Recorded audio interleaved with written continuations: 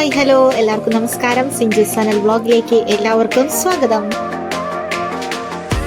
ഇന്ന് നമ്മൾ തയ്യാറാക്കാൻ പോകുന്നത് മുരിങ്ങയില ഉപ്പേരിയാണ്. സ്പെഷ്യലാണ്, എളുപ്പത്തിൽ തയ്യാറാക്കാം. അപ്പൊ വീട്ടിൽ തന്നെ മുരിങ്ങയില ഉള്ളത് കൊണ്ട് എളുപ്പമായി. അപ്പൊ അത് പിന്നീടാണ് നിൽക്കുന്നത്. അപ്പൊ ഞങ്ങളത് പൊട്ടിക്കാൻ വേണ്ടി പോയി. ഏട്ടനും കൂടി സഹായിച്ചു പൊട്ടിച്ചു തരാൻ വേണ്ടിയിട്ട്. കുറെ ഉണ്ടായിട്ടുണ്ട്. അപ്പോൾ മഴയൊക്കെ ആയതുകൊണ്ട് നല്ല തളിർത്ത് നിൽക്കുന്നുണ്ട്. അപ്പൊ അത് അത്രയും ഞങ്ങൾ പൊട്ടിച്ചെടുത്തു. ഇനി അത് ഓരോന്നായിട്ട് ഞങ്ങള് ഇല വേറെടുത്താണ്.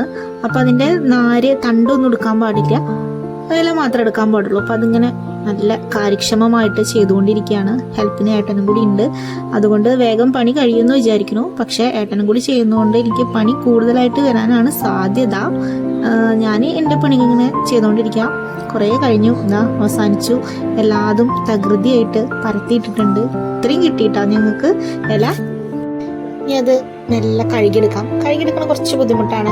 കയ്യിലെ പൊട്ടി പിടിച്ചിരിക്കും. ഞാനത് പൈപ്പിലൊക്കെ വെച്ച് നന്നായിട്ട് കഴുകിയെടുത്തിട്ടുണ്ട്. ഞാൻ കഴുകി വെള്ളമൊക്കെ വാർത്ത് വെച്ചു. പിന്നെ വിചാരിച്ചു കുറച്ച് ചീനമുളക് പൊട്ടിച്ചിട്ട് വരാം. അങ്ങനെ ചീനമുളക് പൊട്ടിക്കാൻ പോയി.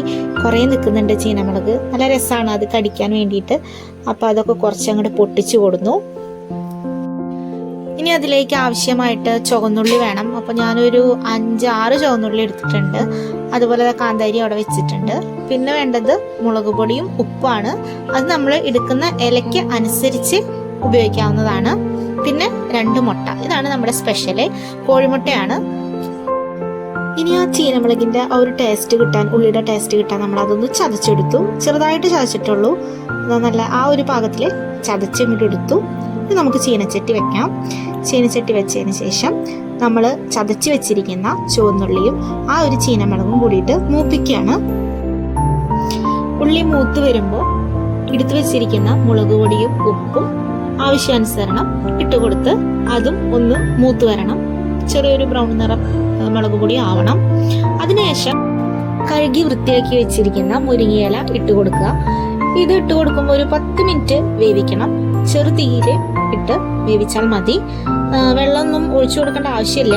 ഞാൻ അങ്ങനെ വെള്ളമൊന്നും ഒഴിച്ചു കൊടുത്തിട്ടില്ല, അടച്ചു വെച്ച് വേവിക്കുകയാണ് ചെയ്തിരിക്കുന്നത്. ഒരു 10 മിനിറ്റിന് ശേഷം നമ്മുടെ ഇലയൊക്കെ നന്നായിട്ട് പാകമായിട്ട് വന്നിട്ടുണ്ട്. ഇനി കോഴിമുട്ട അതിലേക്ക് പൊട്ടിച്ചൊഴിക്കാം. 2 കോഴിമുട്ടയാണ് ഞാൻ ചേർത്തിരിക്കുന്നത്. അത് രണ്ടും ചേർത്തതിന് ശേഷം നന്നായി ഇളക്കി കൊടുക്കുക. അപ്പൊ ഈ കോഴിമുട്ട ഇങ്ങനെ മുരിഞ്ഞു വരണം. അതിന് കുറച്ചു നേരം നന്നായിട്ട് ഇളക്കി കൊടുത്താൽ മതി. ചെറുതീയിൽ ഇങ്ങനെ ഇളക്കി കൊടുത്തു കഴിഞ്ഞാൽ ഇതാ ഈ ഒരു പരുവായിട്ട് കിട്ടും. ഇപ്പോൾ ഇലയും കോഴിമുട്ടയും അതിന്റെ പാകത്തിൽ എത്തിയിരിക്കുകയാണ്. അപ്പോൾ നമ്മുടെ മുരിങ്ങയില കോഴിമുട്ട ചേർത്ത ഉപ്പേരി തയ്യാറായിരിക്കുന്നു. ഇനി നമുക്ക് കുറച്ച് ചോറുണ്ടാലോ.